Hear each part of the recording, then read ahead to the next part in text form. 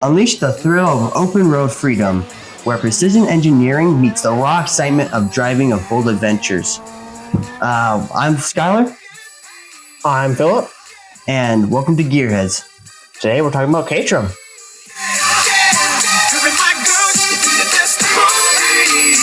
This is the racing heritage. Caterham's cars, a British manufacturer, trace its origins back to the Lotus 7, a lightweight sport car design by Colin Chapman. In the late 1950s, the Lotus 7 gained fame for its agility, simplicity, and thrilling driving experience. In 1973, Graham Nairn acquired the rights to manufacture the Lotus 7 under the Caterham name, marking the beginning of Caterham.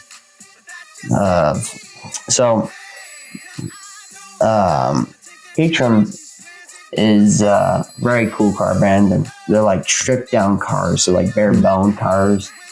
And I think it's really cool how they actually started out with a lightweight car brand to begin with, which was Lotus. And the fact that they started in the 1950s, which was a long time ago, is really cool. And then I like to see, though, that they actually took ownership and they actually eventually made their own car brand, the cars in general, and began the car company Caterham. Yeah, and I do want to say Colin Chapman was a very good designer. He started making cars in the garage, but then and he's been doing very much in F1 and everything.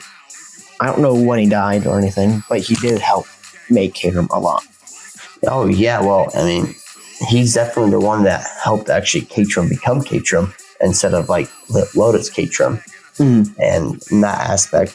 So. And you can definitely tell Caterham still honors Lotus by still using the Lotus 7 or... Yes, because 7 each one of their cars. Right, or just one of the cars, yes. Because they still look like the same, and I love them. I love the way they look, and I love how they just keep the simplicity of it, and they still look like it's got that same look. You're right, for sure on that. It's really cool. Mm-hmm.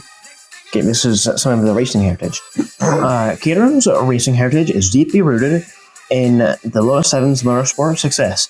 The car's nimble handling and low weight made it formidable competitors in various racing series and hill climb events. Caterham continued this tradition, producing lightweight, track-focused sports cars ideal for motorsport enthusiasts.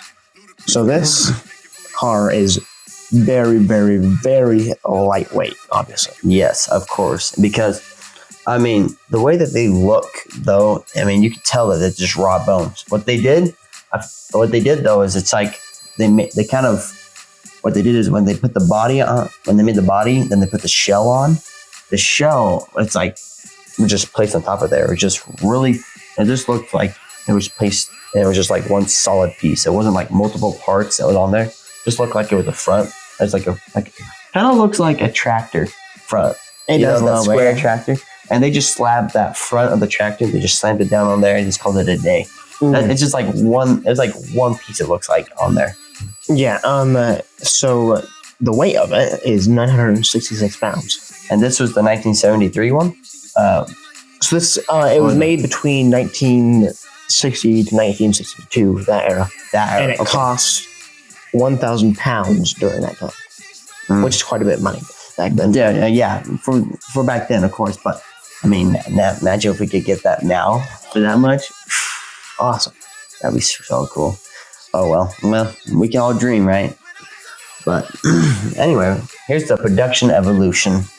So Caterham production cars are continuous of the Lotus 7 models, emphasizing simplicity, performance, and driving engagement.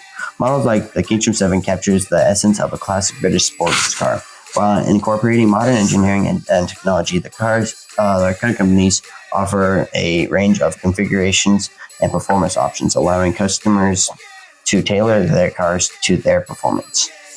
So some of the cars they got the 2023s. These are 2023s. So we got the Caterham 7 360, the 420, the 620, and the 2000. There is some more cars like the Caterham 7 360, and also you named most of them. I did name most of them. There's the 270, and there's also the 310. Yes, they did. Yeah, and these are all pretty much exactly the same. Mm-hmm. The difference is the way you want to spec your car and varying horsepower. Yes, of course. So, like for example, when you go into them, they can vary from like really low horsepower, different engine sizes, weight even. I've seen a lot where they actually make custom orders, and like they've made like fully carbon fiber body ones, and they're just structured very beautifully. And then I've seen some where they actually had a sequential gearbox when they just pull back on them instead of doing like 1, 2, 3. I mean, it's really cool to see because they kind of just do their own thing, and they look beautiful. Yeah, so the most powerful one is the 7620, which creates 310 horsepower. For the weight of that is pretty good, and they are supercharged. Yes, that's very cool, especially to see that they're not just naturally aspirated, which naturally aspirated is fine and all, but hey, might as well get as much horsepower for the engine, you know. So I mean, it's cool to see that they're trying new things and stuff. And I also want to bring up Project V. Yes, which I think it means Project 7. Yes, because they're actually they're actually called. Most of the cars are actually 7, so, or kind of the name incorporating. But anyways, the Project 7 is a all electric vehicle, and what they try to do is they try to make it very, very smart. Yes, so they made the look very, very. It's a beautiful looking car, and they made it like just like their other cars. They made it simple. And what I mean by that is that they didn't want to put too much into it. They just wanted the owner. Yes, they wanted simple. They wanted the owner to sit in it and feel comfortable with everything and not be too worried about everything. And so, simple gauges, simple driving experience. And then the specs are 0 to 62 in 4.5 seconds, max speed 143 miles an hour, range 249 miles, and battery 55 kilowatts. Now, to give this something of credit, this car doesn't seem to me, at least, that they have performance, very much performance like in this car. I feel like the main point of this was to show that they're actually doing luxury and simplicity. Because, I mean, when you hop in a car and the first thing people think is rather speed or how nice is this drive. And this car looks like it would be one of the nicest cars to drive. Like, I swear, if I hopped in this car, I would be like, oh, this is just beautiful. Yeah, it's also a very beautiful car on the exterior, and the interior looks quite nice also. Yes. What this reminds me of, actually, going back a little bit to Lotus, is the Mira. So the Mira is also a lightweight supercar, but the Mira isn't electric, but that kind of has that simple design on it. But the difference is that one's electric and then one's engine horsepower. You know, but the main thing I would say about this though is that the Caterham V looks way better, and it is. And I don't know, man. It's a beautiful car. It's very beautiful, and so this is a little bit more into the specs and everything. So, battery charge time to 20 to 80% is 15 minutes. Wow. Then its power is 286 brake horsepower. And then obviously, it's gonna start from $80,000. And you know, that isn't bad actually for what you're getting, because you're not like, say for example, if you're gonna buy for horsepower or anything like that, go for a Tesla Plaid. You know, if you like electric. but for elegance and what mainly I look at for electric is design, because most electric vehicles, like any Tesla ever, is ugly. Yeah. They're just plain. Like you can look at from the Model 3, the Model Y, the Model X. They look all exactly the same, bro. They got the same like face on it. And it's just like, yeah, it's cool and all, but I mean, this car is very, very elegant. Oh, yeah. Okay, we're going to go on to the next one. Caterham's commitment to lightweight construction and driving purity sets it apart in an era dominated by heavy technological advanced sports cars. By focusing on fundamentals of driving enjoyment, Caterham Cars has cultivated a dedicated following of enthusiasts who appreciate the thrill of raw, unfiltered driving experience. So one thing I do like about Caterham is no tech, basically in most of the cars, except the Project 7. Yes. So they don't have any tech on them. It's just, like I said before, they're simple and they're raw.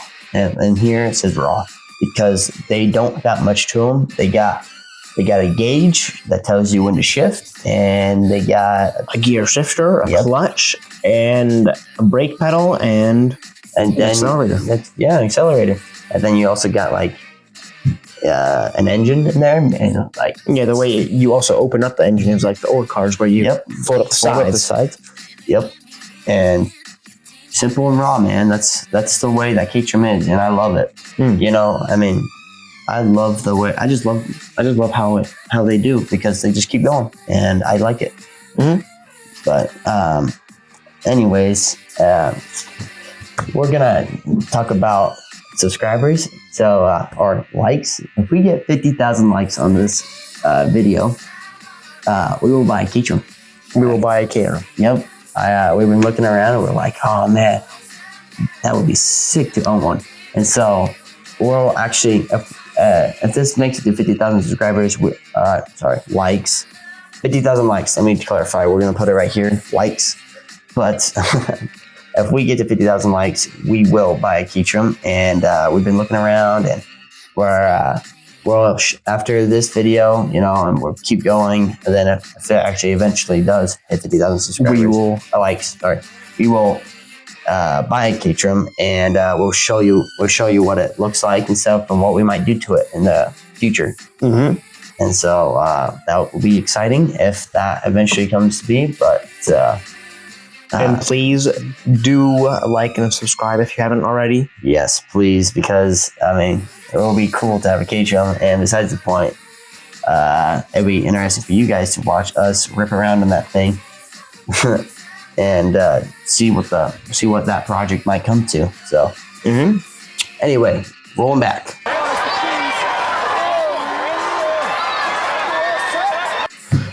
We're going to legacy and impact.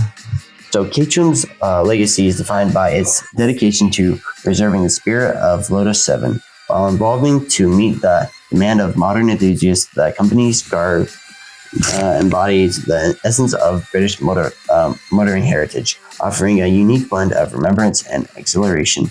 Caterham's influence extends beyond the automotive world, inspiring countless enthusiasts to embrace the joy of driving and the pursuit of automotive purity. And so they are, like we said before, they are very pure and raw. And they definitely want to preserve the spirit of Lotus in them quite a bit.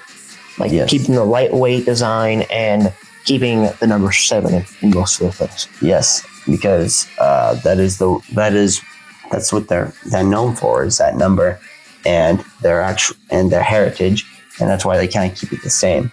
And so I'm just saying, pretty much Porsche.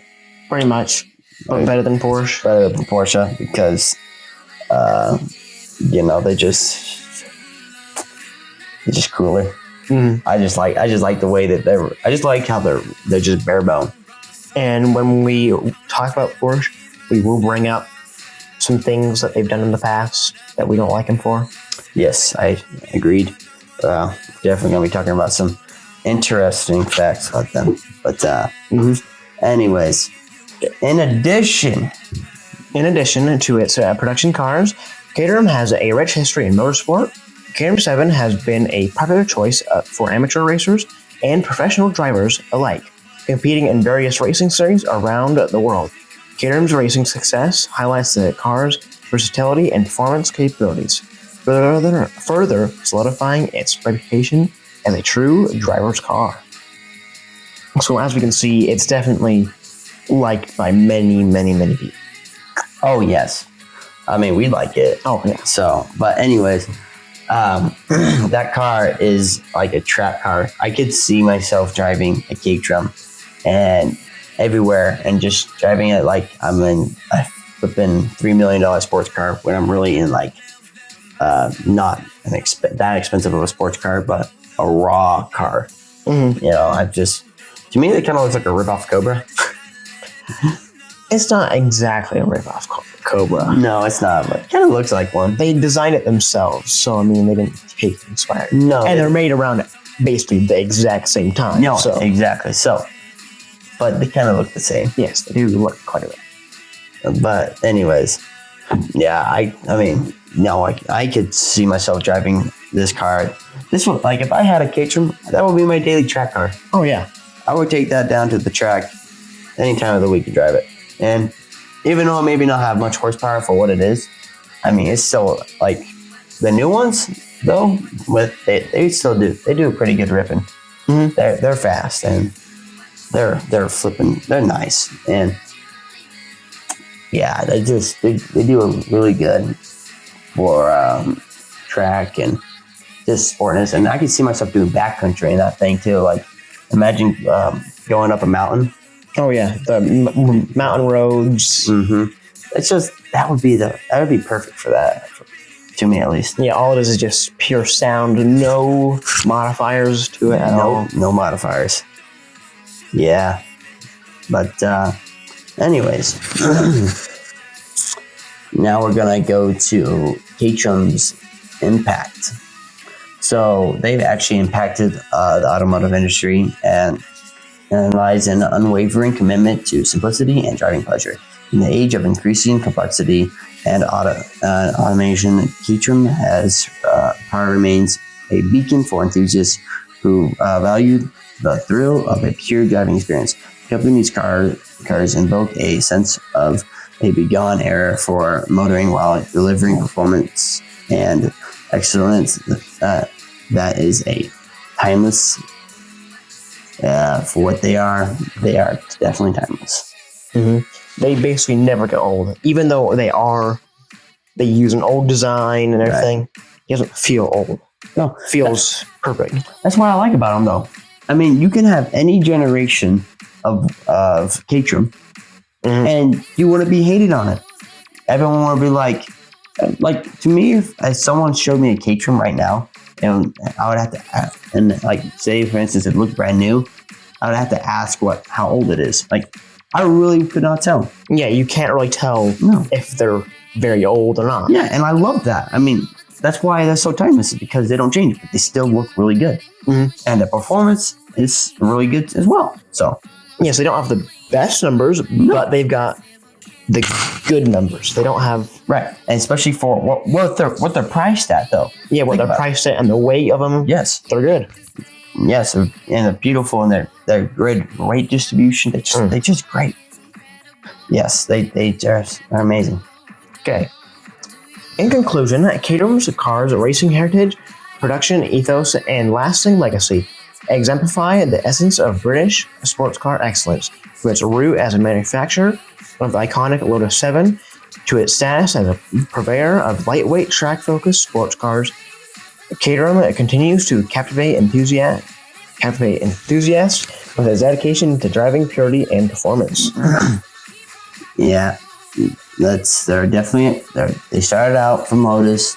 They're iconic, and the lightweight, track focused, everything we said about them, all to say that they are overall an amazing car brand. Oh, amazing car brand. They don't try too hard to please different people. They just try to please the people that they want as customers or anything. Mm-hmm. And they do. They please. They please me. I've never even been inside one. Oh yeah, I've never been inside one either, but they're good. Yeah. Speaking of good, let's rank them. So, where is the Caterham rankings? So right now for rankings, we got Audi, Bentley, AC, Aston Martin, Cadillac, Bugatti, BMW, Alfa Romeo, Alpine, Apollo, Buick, and Acura. So Caterham, very known for us right now. As you can see, that we love Caterham. And if you want to keep the rankings going for you guys, you can rank as well as you keep watching these videos. Where do you think it should go? I don't know. I love them too much. I like them a lot. So the problem is We're gonna try not to be biased.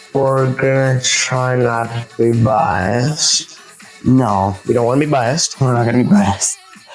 But they're really cool, And they're pure. and they've shown that they just do well in almost every aspect for what they are. And I gotta put them first. Yeah, we're gonna put them first. We're gonna put them first. There's no way. Nope, we're putting them first. We're putting him first. If that pisses you off, that sucks. We do not care. We're gonna try not to be biased because we're putting him first. They're amazing. They do so well, and so Caterham's in first place right now. Below that's Audi, but I'll show the rankings right here. But I'm actually glad to put them right here because they're a flipping cool car band, and they look cool and they sound cool and they're just mean and they got everything going for them right now. So, yep, can't hate on them. Yeah, that's Caterham right there. Yep. Alrighty, well, I believe this is the end of this episode. But Please like and subscribe. We want that Caterham. we do want that Caterham. We have been searching for one, and we like one. Well, we're seeing one right now. So get this 50K likes, and we'll get that Caterham. But I believe that's it, and thank you for watching. Goodbye. Hands up, we all got our hands up.